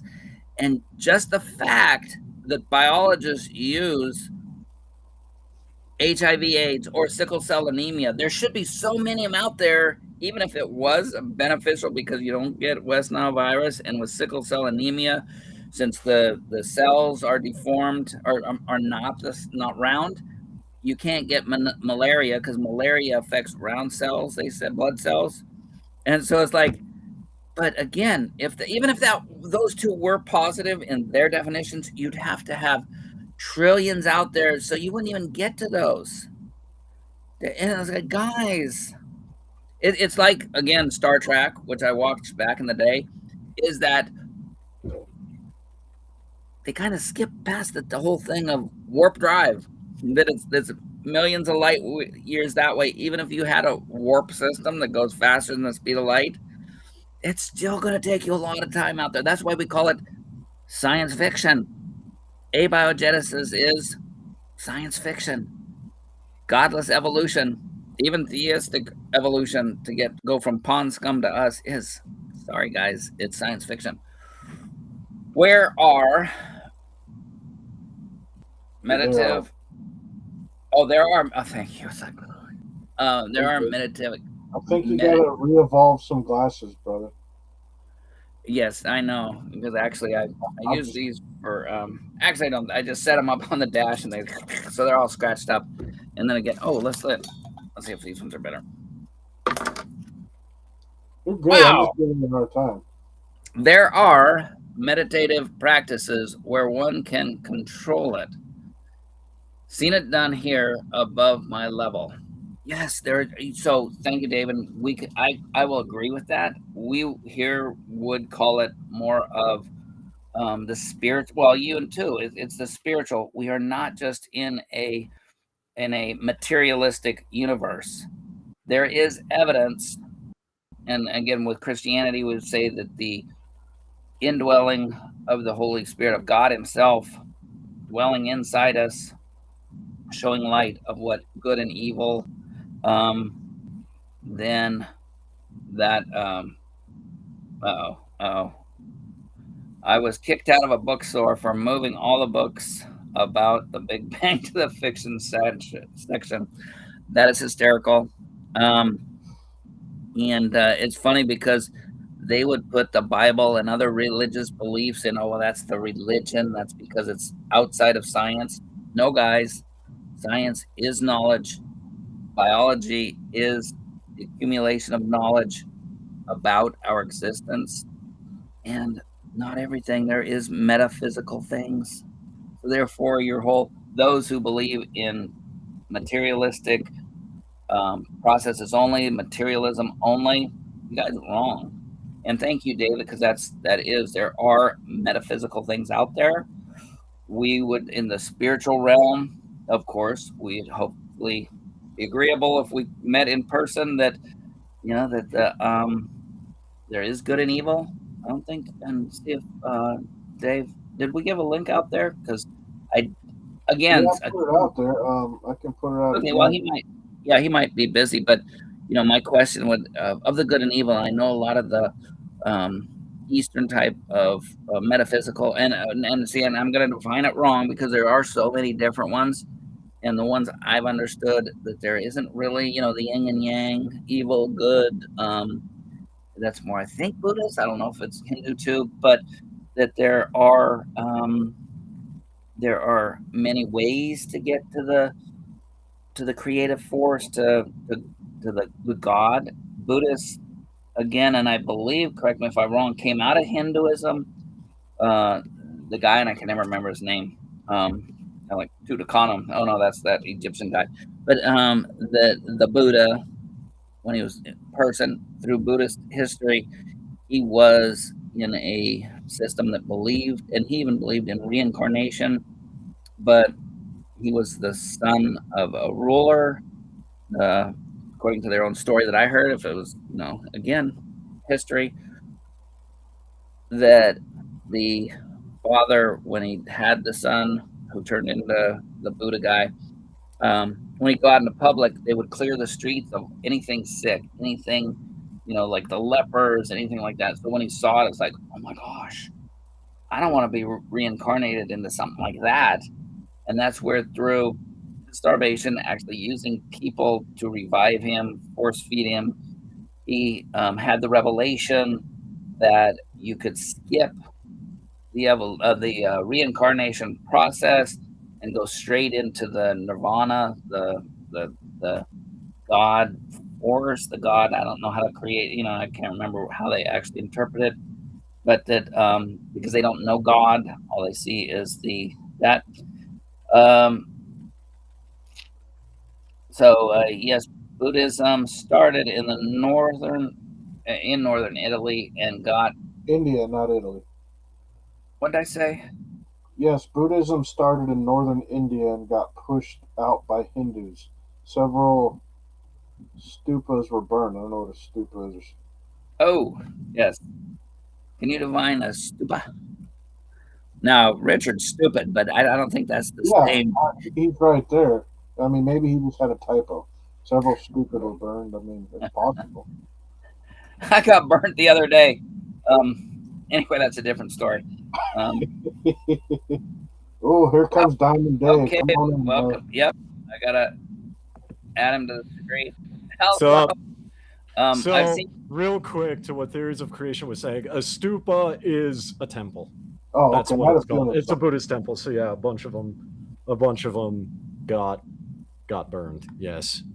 But to what you were saying earlier, Dan, the yin yang, that's actually Taoism. That's Chinese medicine. Like there are Buddhists that would, I mean, there are some things that are complementary, especially because you have warfare throughout history. You have trade, you have intermarriage, you have, the concepts that are universal, like good and evil. And no matter where you go in the world, right, white and black is generally assumed to represent good and evil, or like the spiritual and the physical. Or light and dark. It's so they're universal archetypes all over the place, running around. No, very cool. And then to catch me up and welcome, I've seen him. I don't know if I've been on a stream. I think I was. Doesn't matter. Briefly. I get around. No, but it's awesome. Because again, here at Proverbs Guys, we are total Christ and Him crucified Christian to the foundation, but we do believe in sin and imperfection, and so we do here strive to at least steel man. New term that I got, to be able to use somebody else's arguments, their beliefs, instead of straw manning that, and it's a human thing. I don't go after anybody or condemn them because they might straw man my position. Even some of my friends who do it, and come on guys, you've known me for 4 years now or whatever. I think you're just misrepresenting. But again, nothing. That's what we humans do. We like to, and I think, and I hope, and I want, and I know you said that on Proverbs Guys, we want an open planet. I want to be strong in my beliefs. I think you're genuine on want to believe what to believe and go forward with your beliefs. And but when somebody, and it's not, again, nobody's fault, but if somebody says, spaghetti man in the sky, that's not your belief, not my belief. But go after what we really believe, and I'm open to somebody going after that, but don't, because then I just know you're an idiot if you start talking about the spaghetti monster, which is just a straw man argument that, guys, don't work. So anyway, that's cool. So and then how many different, there's probably tons, but we here, and especially in the West, United States, we've had a lot of, the Tibetan stuff. Is there kind of a number of how many different sects? I know Christianity is supposed to be thousands. I think there are like 5 main ones. There's an atheistic branch. There are couple polytheistic and some monotheistic in Hinduism. My wife actually is Mongolian and her family's Tibetan Buddhist. So Oh, cool. Now, for us, it's like it's technically interfaith, but it's really not. So similar concepts, same morals, same values, just different names. So yeah, no, and that's what too, and you can kind of tell I'm a sponge for information. mm-hmm. I'm going to say this now. I've lived in Mongolia for only a year. I am not an expert, right? I also tell people I am not a pandit. I am not. That's a Hindu priest. I am not a right. I'm not a pandit. I'm not a swami, right? So I'm not a priest. I am not a religious spiritual teacher. I probably know some of what you ask, but I may not know all the answers. exactly. Oh, thank you. That's very good, because we here at Proverbs Guys Ministries, this is mostly, and that's why we go with the foundations of Christianity, because there's so many offshoots. And so it's like, that's where, Richard can, as a host on Proverbs Guys, can have different, like when Jesus is coming, or, Christian thoughts. And then, this is just our interpretation of life, of information. And that's why I welcome Diamond Dave, because I'll chat with anyone who's cordial. You know what I mean? I mean, obviously we're not going to agree on fundamentals like theology, but one of the reasons why I started hanging out with you guys and on other Christian conservative podcasts is, generally speaking, there is generally speaking, I think we're both politically conservative. We're both family oriented. We're both, kind of more traditional values focused, even if they may look different based on like culture. So like we share similar values centered around the family, right? So we have common ground there. No, exactly. And that's what, and then, and you can use this in the future, that the people that are like, you're going to hell, it's like, and then within Christianity, it's like, oh, you're a bad Christian. And it's like, no, Paul, don't divide over stupid stuff. Well, yeah, and that's something I actually talked about. It was during an after show of one of these streams, right? And I find this amusing. So it's like occasionally on Facebook, Christian pages will come up. It happens, right? And I would see like Christians are talking, and then an atheist or someone like myself, non-believer, will respond. Someone would come after me, and then Christians would start fighting with the Christian who came after me, and then they would start fighting amongst themselves. And we can't even find the individual comments that were made, even just in disagreement. I'm not talking about trolling. I'm just talking more like, oh, this is what I believe. Someone will throw up Bible verses, and then someone also come in, no, you're taking those out of context, and you didn't read these Bible verses. And then it's just this huge religious debate. Oh, we do that all the time on here, man. It's so much fun. I know. It just never ceases to amaze me how, like, in Christian circles specifically, I have not seen that in Hinduism. I've not seen that in Buddhism. I've not seen that in any other religion. So it's just, that dynamic is just really, really interesting to me. No, and that's why actually they made me president. It's not my looks or my intelligence, but it's just like, dudes, we're all just trying to figure out this thing called life. We have, the thought, the common denomination that, the novel prediction in the Bible that God will dwell in you if you, like, I'm sinner, nothing I can do. I mean, my goodness, the good things I do. Well, anyway, the basis of the gospel. And then people, like, they'll fight on, oh, well, Jesus is coming back this time or that time. It's like, because he's coming back. And even hopefully somebody outside, even if they think that the Bible is fiction, it's like, dude, this is some deep fiction. The Bible, you look at it, and even my atheist friends, like Big Bad Mama, who just made a comment. Can you post that again, Rich? Because that would have been a question or a comment. Let me throw this out there. Just since we're arguing amongst each other, and we're always, going back and forth between atheism and creationism, from science and philosophy, it's two of the largest questions that have ever been out there. How and why are we here? I mean, we're consistently diving into that topic, and that's what I love about this thing. You bring a lot of people with various different ideas and various point of views, and we just keep going after it, and it's fascinating to me. Just saying. No, and that's why I stay here. It's like because as you can see, I was about ready to shut it down, and it's like, oh, Diamond Dave's here. I figured I'd hop on for a few minutes. Yeah, and it's just, again, somebody who is rational, calm, unlike, and it's been fun. Big Bad Mama, it's like I've probably called him one of the Three Stooges, and he's called me other things too. And it's, again, our age-wise, we can do that and then go have a coffee together, because that's just, in our society in the United States, it's that's what you do with your friends.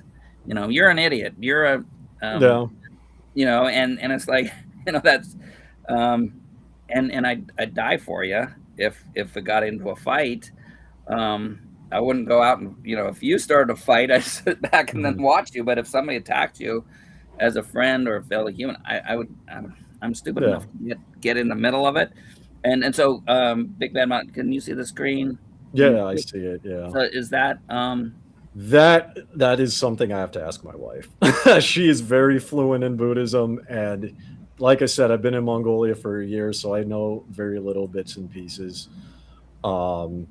Really, I know there's like core similarities between Buddhism, and there's different like variants of Buddhism too, right? So there's Tibetan Buddhism, there's like Western Buddhism, there's Buddhism in Southeast Asia, and there's different like cultural dynamics in it too, right? And part of the difference between Christianity and like Buddhism, or Christianity and Hinduism, is like Hinduism and Buddhism are a way of life. You can be a Hindu and not believe in a deity. There's an actual sect, and I forget the name of it, but like there's a way of life in addition to the religion that can be separated from the religion. Whereas my limited understanding of Christianity is the lifestyle comes because you are a Christian, right?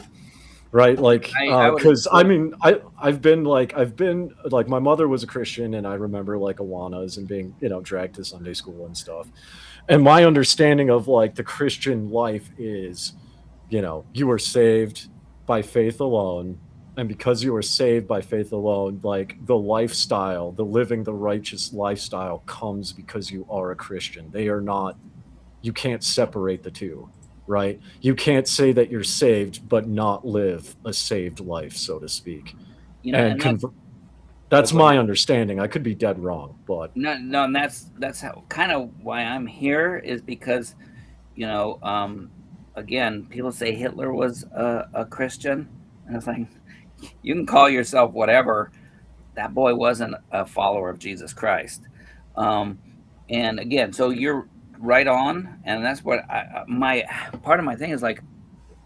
I'm not in charge of your belief. That's between you and whatever. But at least I want you to. That to me was a let's call it Iron Man, not a straw man. Steel Man. Thank you. I'm a little dyslexic too. That's fine. That was actually just my understanding, and that's one of the core differences, and something that I've talked again on other podcasts too, is like one of the difficulties I have and people have with Christians, versus like Hindus and Christians or Buddhists and Christians, for instance, and just communicating, is it's not a one-for-one comparison. We start in two completely different places, right? And even just something fundamental, like what does it mean to be a Christian versus what does it mean to be a Hindu? Right? Those are two fundamentally different things. You could be a Hindu but not believe in God. You can't be a Christian and not believe in God. You know what I mean? So there will be people that argue with that, but if you're trying to be a follower of Jesus and then thinking there's no God, and then but again, that would be somebody who really doesn't believe in Christ, but they believe in his some of his moral standards, because if Jesus was not who he said he was a kook, in that there's, most of what he preached on was judgment. A lot of he thought he was God. And if he wasn't, I mean, there is a clinical thing that if you think you're God and you're talking to God, there's rubber rooms for you. If it's not true.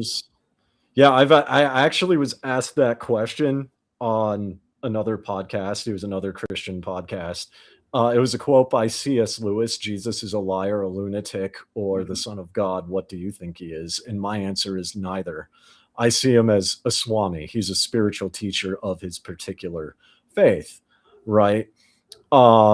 So, it's, for me, he's like, I see him as a spiritual teacher. I don't think he was crazy. I don't think he's a liar, because there's, there is universal, like, truth according to natural law of what he said. But I can also simultaneously not believe he is the Son of God, right? So, right. And so that's clarification, because thank you very much. We'll say that like a Western thought, but yes, in an Eastern thought, there's a lot of different ways, a lot of different. So Jesus was telling his way. It's not your way, but well, to be more specific, and I clarified this, and this is the difference between the one-for-one comparison. And this is where it breaks apart. So I'm going to try and make this as simple as possible. But like Jesus, when you talk about the way, that means something fundamentally different to me, because the way for me is to seek peace and enlightenment. Now, the way that Christians talk about, that I have heard in my anecdotal experience, is the way to get to heaven. And the only way that can be done is through the Heavenly Father, through Jesus Christ. There is no other way to get to the Heavenly Father, to get to heaven, without Jesus Christ, right? So since we're starting at two different positions, that's not my pursuit. And so that's where again, when we're talking here, we Western. Even our one host is from Greece. You met Achilles, and he's a cool dude. We go back and forth a little bit, but I like Achilles. He's a cool dude. He and I get along really well overall. And even so, don't feel alone. With political stuff, we'll disagree. And that's two people who have in common thinking that God's word is God's word. But, for you, and when people say, Romans 14 says that if you don't judge, we believe, that, God, and we believe, he's our master. You either are a slave to sin, or a slave to, the evil, or slave to the good. Yes, slave to evil or slave to righteousness. Yep. Correct. And so, but Romans 14 says, don't judge another master's, or don't judge a master of another servant. Nope, don't judge the servant of another master. So that's where I got to work it out in my brain. So, you can believe different things, and I'm not to judge you for it. I can judge what you believe, but, as soon as I start judging, and that's where Christianity talks about judging. That people get tripped up on the context, because you can't judge, and this is universal. You can't judge. I would say in most cases, like unless it's like a murder case or something, like an extreme case, yeah, you can. But generally speaking, you can't judge someone's motive, intention, where their heart is at. Generally speaking, right? But you can look at their actions or look at their belief systems and attempt to quantify it, or label it in some way, right? Like that, like you can do that. So there's a different context in judgment that people, and I think honestly that's like, I haven't seen this because I have a big Facebook following, and a lot of them are in Africa and India, and there's a good amount of Christians there, right? I've never seen them confuse the context. Anecdotally, just my two eyes have seen it only really in like America, where people kind of blur the lines. And I'm wondering if that's maybe just a cultural difference, because in other cultures outside of the West, everything is like very specifically nuanced, right? Well, and I think that's true because I have some friends from Uganda, and they testify they have seen like some witch doctor kind of people, that kind of belief system, and that they have seen actual some evil stuff through those trying to control people through that method. And so theirs seems to be a more basic, just love of God, and He's gonna save me from, people that would lead me to stray. Where yes, in America, it's so political. Hi, Robin. No. But Yes. even the language, because like in English, the Bible says do not judge. But then also the Bible says, by their fruits you will know them. And Jesus is telling them to judge accordingly. And everyone's like, well, what does this mean? And I like, one thing you and I will agree on about the Bible is that like people who don't believe in the Bible, they like to point that out as a contradiction, right? But if you look at the actual original language, the words for the context are completely different, right? Like here in Mongolia, for instance, if you ask how my day is going, and I can respond with two different words in Mongolian, and I forget what they are, but they're two different words that means okay. One of them, and it has to do with pronunciation and tone of voice, right? So I will be saying okay, but really the word means, oh yeah, I'm okay, or yeah, I'm all right. There are two separate words for that, right? And the English language just, in my opinion, sucks at that. So people get tripped up over that. Totally. Love. To see on some, we would call low level kind of video type stuff, they call that love. And in Greek, though, you have the different, it's like there's agape, there's filial, there's what's lust? There's lust, and then there's something else. Yeah, and it sounds like one of the it's like a platonic love. It's a platonic love. I forget what that is, but yeah, I'm aware of that. Yeah. Well, yeah, like the Greeks have that. Here in Mongolia, it's the same thing, right? Like I don't like when I would say I love you to my wife, I say it in English, and if I say it English to my mother-in-law, she won't understand it, right? But like I would, if I were to speak fluent Mongolian, I would tell my wife I love her in the context of being a wife. And when it comes to my mother-in-law, it would be a completely different phrase because she's my mother-in-law, not my wife.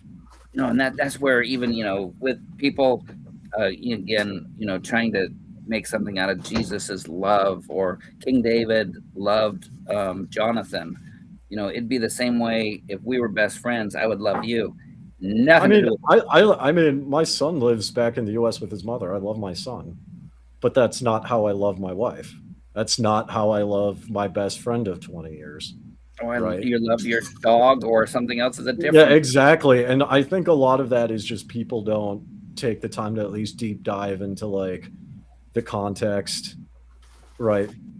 And I think that's a cultural thing. I think in America, people like to take things at face value because I've seen psychological studies that like the average American now has the attention span of a goldfish, like 15 to 20 seconds because of like social media reels. And it's like that bad, right? So they see it and it's like, oh, Jesus loves everyone. Jesus, David loved Jonathan. And it's like, oh yeah, it's all this like, it's all like this romantic type of love or something. It's like, no.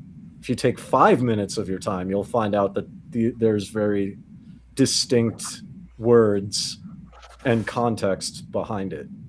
Yes, and so that's where I honor and respect you because you're, you don't believe like I do, but you can at least say what it's not like, no, that's not what Christianity is. So you got it right. Where were you raised? So United States. I was raised mostly U.S. I did live in India for a couple of years, and I did live in the U.K. for a couple of years because my father's from there. I've also visiting, but predominantly the U.S. Okay. And then what your mom sounds like? She was a Christian that worked for Billy Graham Evangelistical Association, ironically. Wow. So, yeah, there's she still to this day has pictures of us and Billy Graham and Franklin Graham and me as a nerdy little kid with that stupid wind jacket, the windbreaker. Yeah, she still has those like 90s photos of us. So, like, yeah, we met Billy Graham and Franklin Graham. I met him once, but my mom worked for him. Wow, that is, yeah, for us, that again, people put him high up in Christianity, but from what he said, he'd put us, everybody level, same, that nobody is better than anybody else. Again, Oh, yeah. No matter. But I think it's good for the channel too to have someone who disagrees, but actually, I would say I wouldn't say I'm knowledgeable, right? Because I mean, I do know Bible verses and I do know concepts. I would say I have a passing familiarity, right? Like this is not new to me. I don't claim to be an expert. I don't claim to know everything about Christianity.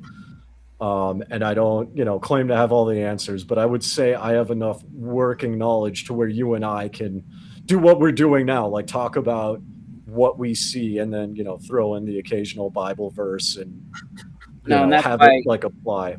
That's why I like having people like yourself on, is because then I want to be able to steel man you as well as you just did, even though you disagree with it as ultimate truth. At least you can reject what I really believe and come from even more of a, your raising was more of a ground roots of on Billy Graham kind of association. Yeah.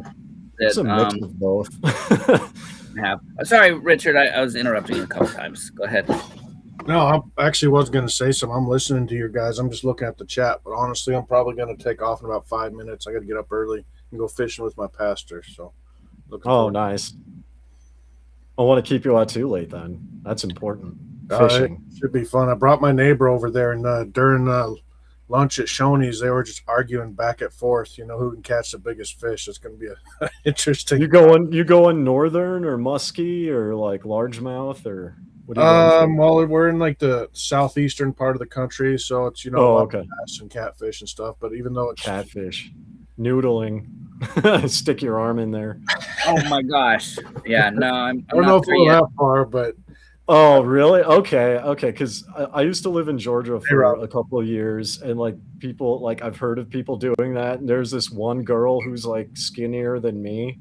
I don't know how that's possible, but she like does noodling, and they'll like grab on her arm. She'll just rip them out, and I'm just like, who are you? Like, just rednecks having fun, man. Exactly, but totally the stereotype that Southern girls like that are like toothless and he's kind of seems very intelligent and very just genuine human. I don't think I agree with her I don't know about politics, but her religion or whatever, but that we don't have to do that in Christianity. And the thing about Christianity too is like one thing like I think that people don't analyze is there is a logic to it. Like I would say, like, out of all the religions out there, like obviously I'm biased to Hinduism. What a shock. But I mean, there are other religions like Taoism, Christianity, etc. Right? Only a select few, but I would say like Christianity, Taoism, Hinduism, they're reasonable, right? They're reasonable faiths. It's not, people like to talk about, well, the Aztecs and all this stuff, and it's like, okay, well, I mean, it doesn't exist anymore, right? So, the fact that Christianity is a faith that survived the test of time, like other major religions, like there is a reason to it. Like it has to have something to stand on. Otherwise, you're looking at, the Aztecs, the Mayans, even Mormonism. You're looking at Mormonism because they're hemorrhaging members left and right, and basically all it is now is a bunch of inflated numbers and like $300 billion in shell companies, right? So like, Yeah, you know what I mean? A religion has to stand the test of time for it to, in my opinion, to be like consider like worthy of consideration to be followed. Well, yeah, that to me is true. That's why when I had the experience, the born again, felt light to darkness to light, and all the the Christian stuff. It's like, Mhm. and I started, learning more, sponging in that, and it's like, well, how do I know? I mean, I've been wrong about a lot of stuff, and then so I did investigate, and that's why I'm still like, even like you said, you can't know Christianity. I don't think I know it totally. I mean, I'll read a book in the Bible, and it's like, man, I never read this book before. And that happens with other writing, of say Shakespeare or whatever. People spend their life, and it's like, oh, I didn't get this little twist. And so, but yeah, so I went into, okay, what are the Eastern religions? What are Mormonism, who say Islam? And so to me, it got down to the thing. It's like, had the experience. You probably had, your experience of trying to get to a higher place. I think even the atheist, everybody in humanity, I think, is trying to get to a higher place. That there is. I mean, my experience with atheism, because I know quite a few like atheists in America specifically. They just haven't had that experience. They haven't seen the evidence, right, that would help them get to that point, right? So they lack faith. And I completely understand that, right? Because religion and even like culture, a way of life, right? Until you have an actual personal experience, not just with religion, but I mean like with anything. Right? Anything. Like, and until you have like a personal experience with anything, you won't resonate with it. You won't connect with it. You won't see it. Right. And for the atheists, they're leaning more towards like rational, scientific, mathematical, quantum physics, which I love to read up on. And I'll be honest, a lot of that goes over my head, but I'm still learning, So they're just leaning more towards the rational side as opposed to like the spiritual experience side. Right. So, and that makes total sense to me. I get along pretty well with atheists. Right. I have nothing against them. Yeah, no, and Big Bad Mama, he just one of our atheist friends here, and totally disagree. But I invited him. He's from Southern California. I'm in Northern. It's like, dude, you come on up here. Let me know what you want to see, what you want to do from an inside, and I'll take off time of work just to go, hang out with him, show him because we do have a relationship, even though we can again, totally disagree on our religious, because he's not religious in a spiritual sense.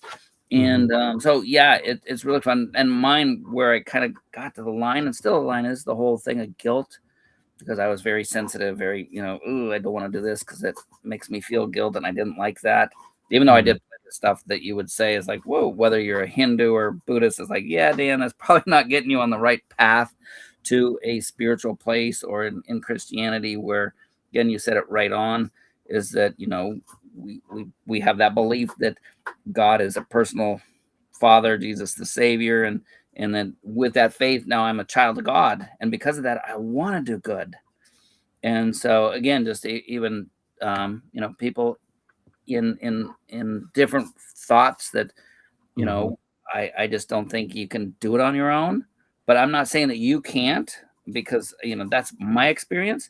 If you get to a place where you have no guilt, have no shame, have those negative human things from actions, and it's like, better off. I just want people to do have a good life. I just don't see it, with the whole getting rid of guilt. I mean, guilt is internal and shame is external, right? So for myself, I would say I don't feel guilt, but I mean, I'm still human, right? Like there are times I do feel guilty on occasion, but I'm working to move beyond that. And same thing with shame, because that's external. That's like other people's expectations on you, right? So, I mean, yeah. Thank you, because I've heard that before, where it's like, you are not the person you think you are, or others think you are. A lot of times we're the person that we think others think we are. Yeah. Because it is in a human type of thing. Is like we judge ourselves a lot of times by what others think, Mhm. and whether it's Which Christianity. isn't always a bad thing, because I No, mean, oh no. social structures, like we wouldn't have a society if we, just didn't care what other people think at all And I love what you whatsoever. said last night about when the Society of the Mongols said your wife shouldn't be playing video games or whatever it was. But as soon as but as soon as you're able to go, no, I give my wife permission to play video games, and then they're Most cool. people like that. It's really only a couple hardliners, and they just kind of. No, I was thinking that I didn't want to broad brush everybody, but even so, whether it's mom, dad, grandpa, or just some close people, you still, I think, I don't know. I think basically there might be some people that strive to make people upset, but and that's why I'm going to get out of here. My wife got home. It's like she's got some chores with me or for me before the rain tomorrow. But I gotta get my wife some stuff from the convenience store, so I'm gonna do that too. Thanks for having me on. And what time is it there? It is 11:19. It's coming close to my bedtime, actually, because I do my own live streams and stuff, and that's on American time. So I wake up at like 10 at night and then go to bed at around noon. I'm so glad you found us, and you guys seem cool. Chat seems cool, so everyone in chat seems cool. We've got rid of a lot of ones that are just wanting to cause trouble, because unfortunately, human nature. I love to banter too. I love to spar with people, and sometimes it gets misinterpreted, like that I think I'm better than them or whatever. But anyway, anybody knows me long term knows that's not right. Alrighty. What did I do? There we go. Maybe. Man, too many buttons, and I don't know which one, because we want to get out of here. Thank you, everybody. Sorry if we missed any comments. I'm still not good finding your comments, because it gives anyway, never mind. We are going to get out of here. Thank you, and God bless everybody who hung out. All I am is me on big screen. That's not helping me get out of here. Help. I might just have to shut this down. That's not working. Maybe this button. Maybe this one. Hey, there it is. Gotta have some cool music to get out of here, don't we? Robin, thank you so much for dropping by. I don't know many lyrics to anything. Maybe Jesus loves me, this I know. And we'll do a couple a couple of comments. Kind of a slothy whale. I have the memory of a blue tang. No clue what that means. I'm getting out of here. Sorry. My wife's over there, hopefully cooking some dinner. She's such a great cook, and she puts up with me. I'm trying to get some music here. I love some of this music stuff. I might have to just shut the stream down. That's not it. That's not it. That's not it. A little painting thing.